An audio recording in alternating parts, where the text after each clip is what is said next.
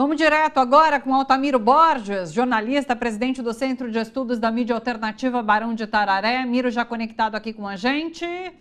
Aqui, boa tarde, Miro. Tudo bem com você? Belezinha por aí? Acho que tá mutado. Vamos lá. Pronto. Tudo bem, Thalita? Tranquilinha, mocinha? Tudo tranquilo, Miro. Vamos voltar a falar sobre essa questão das aprovações que aconteceram no Congresso nessa noite de ontem, né? E que colocam explicitamente o Congresso contra o povo brasileiro.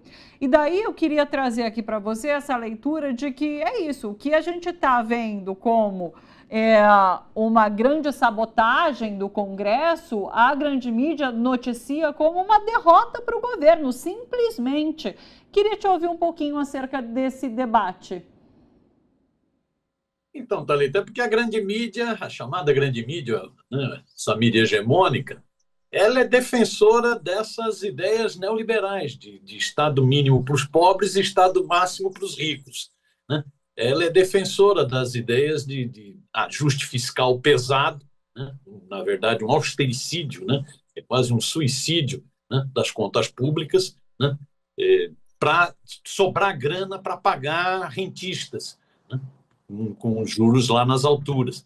Então, essa mídia, ela esconde o que está se passando de fato no Congresso Nacional. O Congresso Nacional está defendendo os interesses, a Câmara Federal está defendendo os interesses dos ricaços, né? A mídia, inclusive, fala, não, é uma vitória do Centrão. É uma vitória do Centrão, sim, porque o Centrão representa os interesses da cloaca burguesa brasileira, assim como a extrema-direita, o PL, né, e outros parlamentares da extrema-direita em outros partidos, mas a vitória mesmo é da cloaca burguesa, dos ricaços.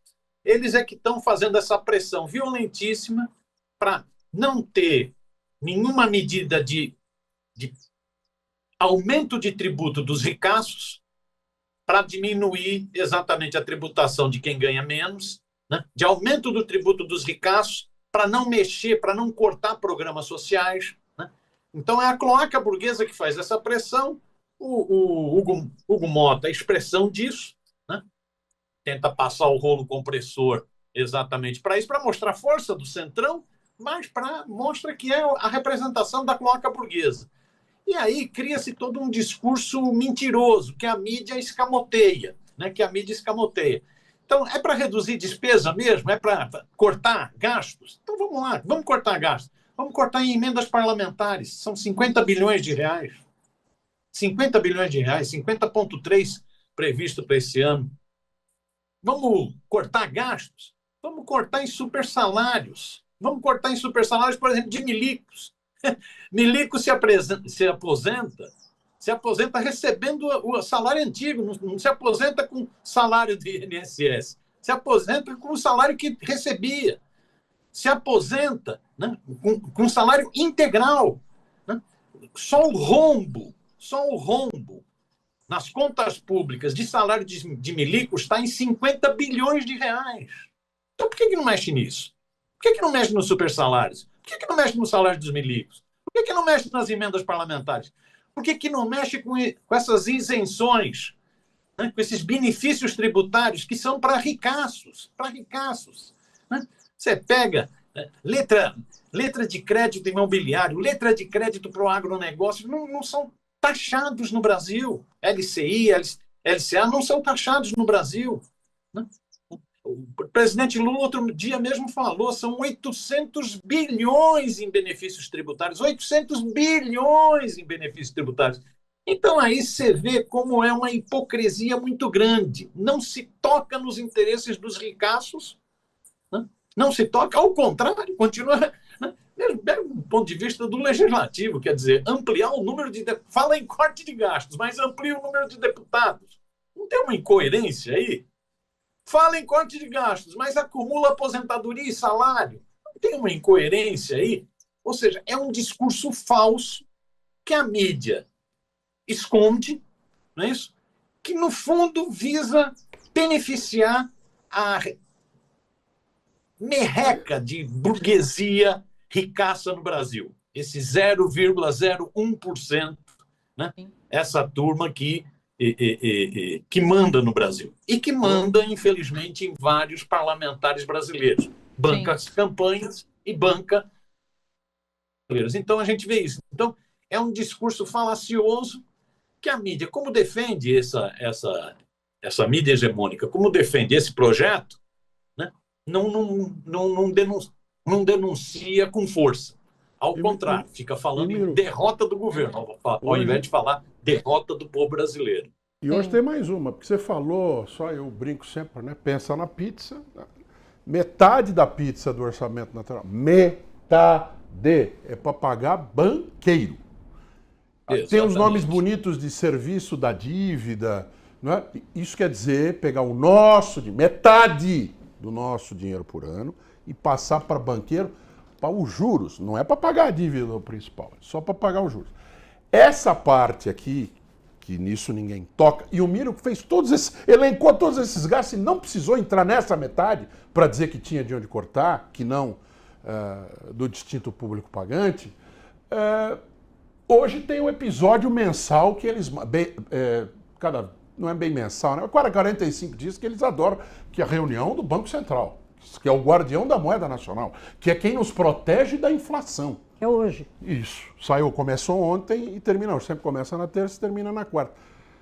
Se não aumentarem os juros, como tem alguma possibilidade, já vai ter gente gritando no mercado financeiro que absurdo, que é isso, a inflação vai disparar. Você nem entrou nessa parte, Miro. Isso é assunto para amanhã, dependendo do que eles trouxeram. Aliás, é assunto para sempre, né? Essa parte, Edu, consome quase R$1 trilhão. Essa parte que é dos juros da dívida pública, que vai para os rentistas, que vai para os abutres financeiros, né? Que é isso que você diz.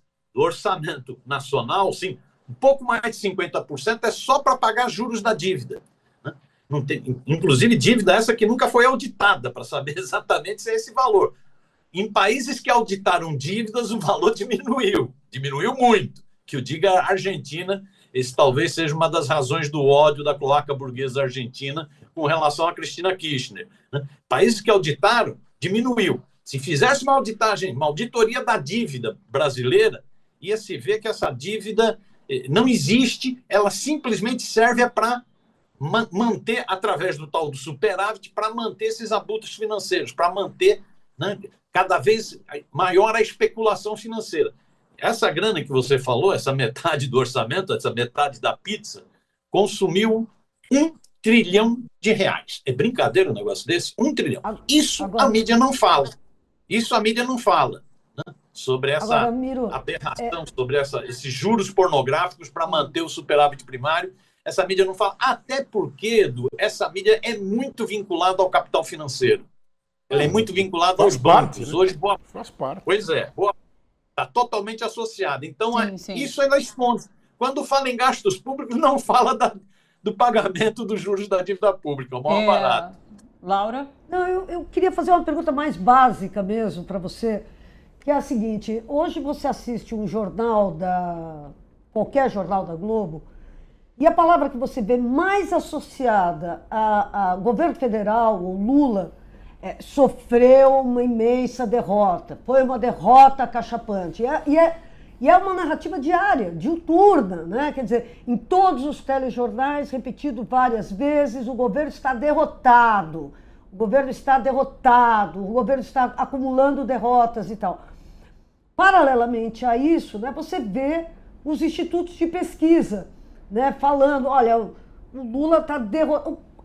A impressão que me dá, Miri, eu queria que você comentasse, como que essa narrativa da derrota alimenta também essa percepção que acaba sendo você fala assim, o governo está sendo derrotado tanto, deve ser porque o governo é ruim. Uhum. Né? Então, o quanto isso faz girar a máquina do pessimismo em relação à economia, ao governo, ao Lula, quer dizer, tudo passa a girar numa escala, na escala do pessimismo mesmo. Eu queria saber se você concorda com isso, porque o Lula parece que acredita muito que melhorando a economia, melhora a percepção do governo dele, né? Que ele sempre tem falado isso.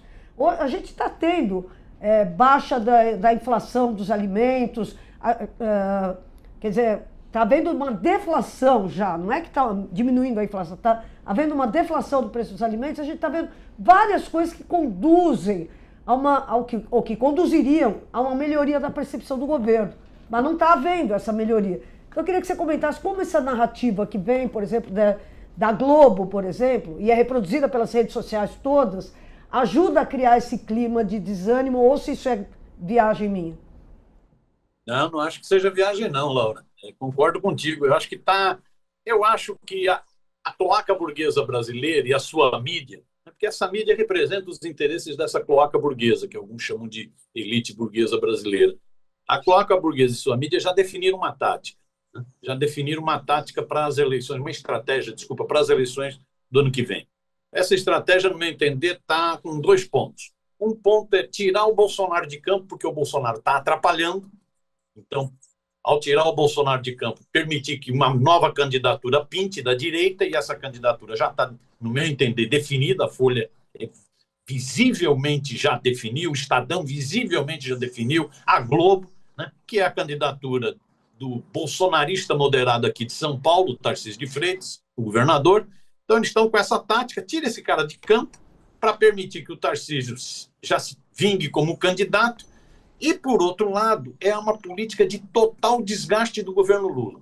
O governo Lula pode ir para China, conseguir inúmeros acordos, pode ir para a Rússia, pode agora ir para a Europa, para o Canadá, né? Viagens que acabam tendo um papel importante na inserção do país no mundo e na obtenção de recursos para o Brasil. O governo fala em 100 bilhões, não é isso?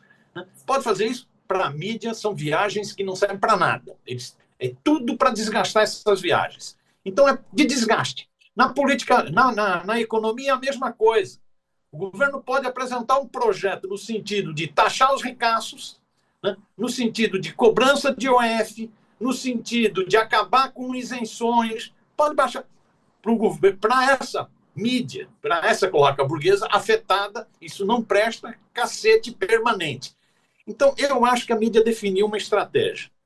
Tira Bolsonaro de campo e desgasta o governo Lula o máximo. Para isso, contribui essa visão negativa de tudo. O que é de positivo não se noticia, só se noticia pela negativa, não é nem o que é negativo, é pela negativa, né? Nisso se somam também as pesquisas vêm, lógico, você vai ter... Sim, deve ter entrado ligação. Um minutinho, peraí, no celular, a gente já está até acostumado. Voltou? Voltou, desculpa, Thalita, foi uma ligação mesmo. Desculpa aí, Laura. Então, aí as pesquisas também vêm nesse sentido. Você só dá mensagem negativa. A mensagem é negativa. É o que a Quest mostrou. De mensagem positiva para o governo só tem 19%. O resto é mensagem negativa, mais de 50% neutra. É só cacete. É só porrada no governo, né? E isso se replica no esgoto digital. E isso, logicamente, vai se refletir em pesquisas. Então, as últimas pesquisas não são boas para o governo. As últimas pesquisas apontam desaprovação grande, apontam dificuldade na disputa para 2026, com vários candidatos com capacidade, e essa pesquisa Datafolha, que saiu agora, mostra esse próprio crescimento vegetativo do bolsonarismo, mas um crescimento, um empate chamados quem se alinha com o Bolsonaro e quem se alinha com o Lula, 35-35.